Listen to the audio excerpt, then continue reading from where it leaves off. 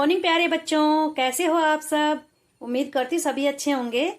तो बच्चों, सबसे पहले मैं आप सभी का स्वागत करना चाहूंगी आपकी अपनी क्लास टीएस हिंदी नॉलेज में।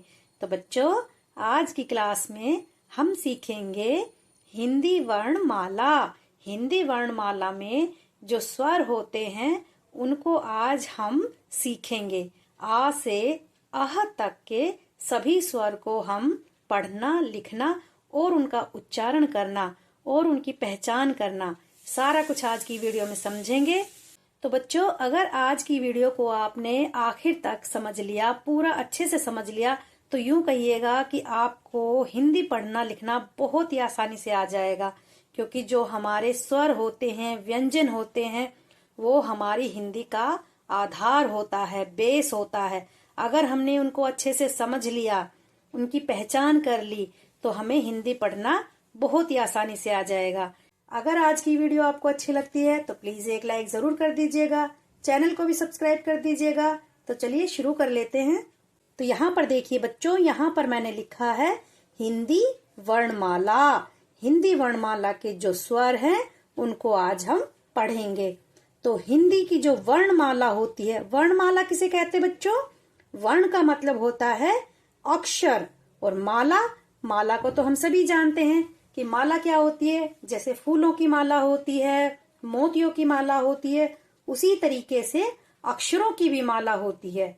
जैसे एक समूह होता है किसी चीज का, जैसे फूलों का समूह हो गया, उनको हम किसी धागे में पिरो देंगे तो हमारी बन जाएगी फूलों की माला।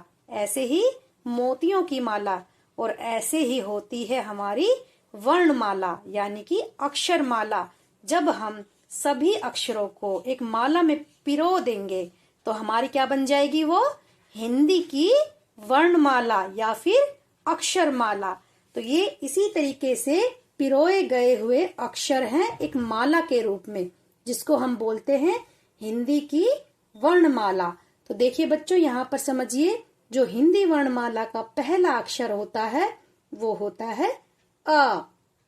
अ से अनार।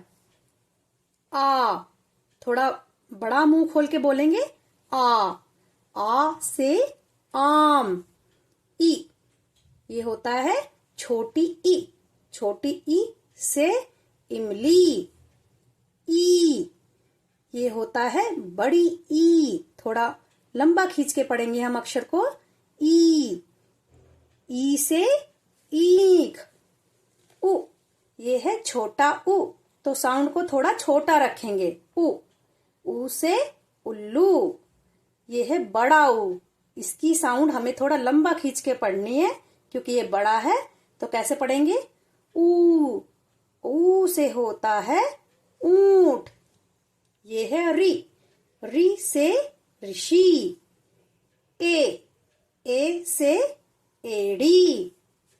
आय। आय से ऐनक। ओ। ओ से ओखली। आओ। आओ से औरत। अंग। अंग से अंगूर। आह। आह से अहा। तो बच्चों, ये इस तरीके से पढ़े जाते हैं, ऐसे इनका उच्चारण होता है। तो आप इनको किसी अलग पेज पर आगे पीछे करके लिख लीजिए। जैसे पहले अंग को लिख लिया, फिर ओ को लिख लिया, फिर आ को लिख लिया, फिर ई को लिख लिया। इस तरीके से आप इनको लिख करके इनकी प्रैक्टिस करके देखिए, इनका अभ्यास करके देखिए कि ये कौन सा वाला अक्षर है, ये कौन से वाला अक्षर है, इसको हम क्या पढ़ेंगे, इसकी ध्वनि क्या होती है। तो इस तरीके से जब हम अभ्यास करेंगे तो हमें खुद ब खुद पहचान हो जाएगी अक्षरों की, कि इसको हम आ पढ़ेंगे, इसको हम ओ पढ़ेंगे। ठीक है। तो इस तरीके से बच्चों आप अभ्यास करोगे तो आपको बहुत ही जल्दी हिंदी के अक्षर लिखना आ जाएगा। तो सबसे पहले आप इनको समझिए। जब आप इनको समझ जाएंगे तो आपको अक्षरों के साथ साथ शब्दों को भी जोड़ जोड़ करके लिखना आ जाएगा। तो बच्चों, एक बात और है कि जो ये स्वर होते हैं, इन्हीं की मात्रा जो होती है वो व्यंजन के जो अक्षर होते हैं उन पर जब लगती है तो एक मात्रा वाला शब्द बनता है। जैसे यहाँ पर देखिए, यहाँ पर लिखा हुआ है हिंदी। तो ये हा है, हा क्या है?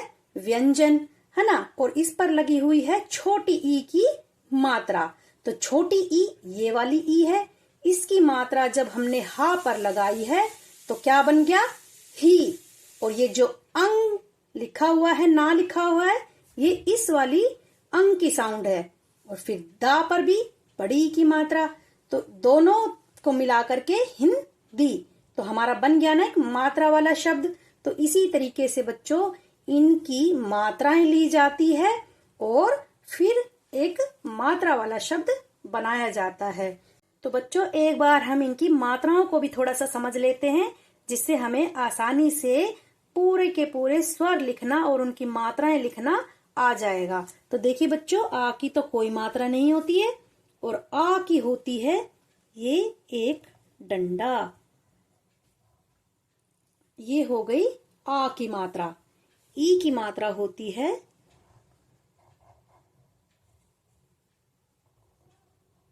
ये होती है छोटी ई की मात्रा जो इधर से लगती है। ये हो गई बड़ी ई की मात्रा। ये हो गई छोटे ऊ की मात्रा। ये बड़े ऊ की मात्रा। किसी भी व्यंजन के नीचे जब ऐसे लग जाती है तो ये बन जाती है री की मात्रा। किसी भी व्यंजन के ऊपर जब ऐसे एक मात्रा लगती है तो वो बन जाती है ए की मात्रा। और जब दो मात्रा लग जाएंगी तो बन जाएगी ए की मात्रा। और जब हम एक ऐसे डंडा लगा देंगे और उस पर एक मात्रा लगा देंगे तो वो बन जाएगी हमारी ओ की मात्रा। ये होती है औ की मात्रा। दो मात्राएं हैं तो औ की मात्रा। तो बच्चों यहाँ पर हमें थोड़ा सा पहचान करना है कि जब अगर हमने यहाँ पर डंडा लगा दिया तो ये हमारी मात्रा गलत हो जाएगी।